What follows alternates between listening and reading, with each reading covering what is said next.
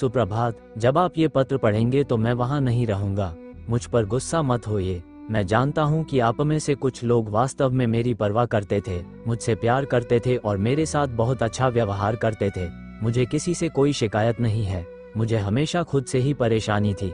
मुझे अपनी आत्मा और शरीर के बीच एक बढ़ती हुई खाई महसूस होती है और मैं एक राक्षस बन गया हूँ। मैं हमेशा एक लेखक बनना चाहता था, कार्ल सागन की तरह विज्ञान का लेखक। आखिरकार यह एकमात्र पत्र है जिसे मैं लिख पा रहा हूँ।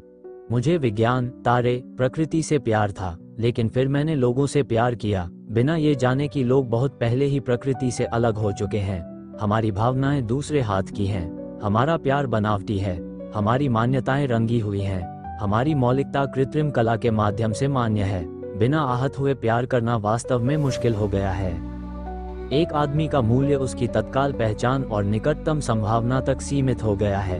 एक वोट तक, एक संख्या तक, एक चीज तक। कभी भी किसी व्यक्ति को दिमाग के रूप में नहीं देखा गया, सितारों की धूल से बनी एक शानदार चीज के रूप में।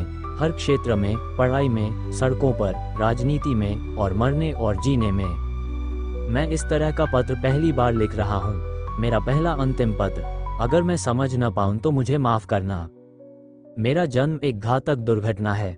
मैं अपने बचपन के अकेलेपन से कभी उबर नहीं सकता। मेरे अतीत का एक अनदेखा बच्चा। शायद मैं हमेशा दुनिया को समझने में गलत था। प्यार, दर्द, जीवन, मृत्यु को समझने में कोई जल्दी नहीं थी, लेकिन मैं हमेशा जल्दबाजी में था।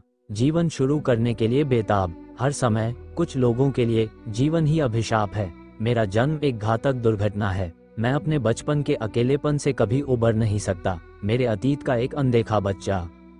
मैं इस समय आहत नहीं हूँ, मैं दुखी नहीं हूँ, मैं बस खाली हूँ, खुद के बारे में बेपरवाह। ये दयनीय है और इसलिए मैं ये कर रहा हूँ। लोग मुझे कायर कह सकते हैं और स्वार्थी या मूर्ख। एक बार मैं चला जाऊंगा।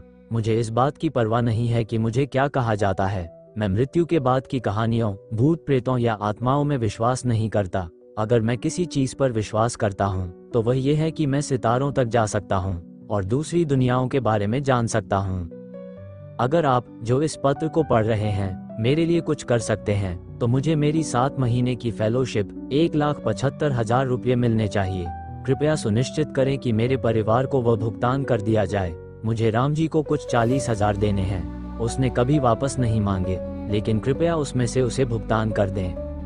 मेरा अंतिम संस्कार चुपचाप और सहजता से हो। ऐसा व्यवहार करें जैसे मैं अभी आया और चला गया। मेरे लिए आंसू न बहाएं। जान लें कि मैं जिंदा रहने से ज्यादा मरकर खुश हूँ। छाया से सितारों तक। ओमा अन्ना, इस काम के लिए आपके कमरे का इस्तेमाल करने के लिए क्षमा करें। ऐसे परिवार को, आप सभी को निराश करने के लिए क्षमा करें। आपने मुझे बहुत प्यार किया। मैं भविष्य के लिए शुभकामनाएं देता हूँ। आखिरी बार, जय भीम।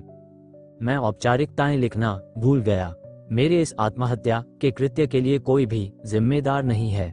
किसी ने मुझे इस कृत्य के लिए उकसाया नहीं है, चाहे अपने कामों से या अपने शब्दों से। यह मेरा निर्णय है और इसके लिए मैं ही जिम्मेदार हूँ। मेरे जाने के बाद मेरे दोस्तों और दुश्मनों को इस पर परेशान न करें।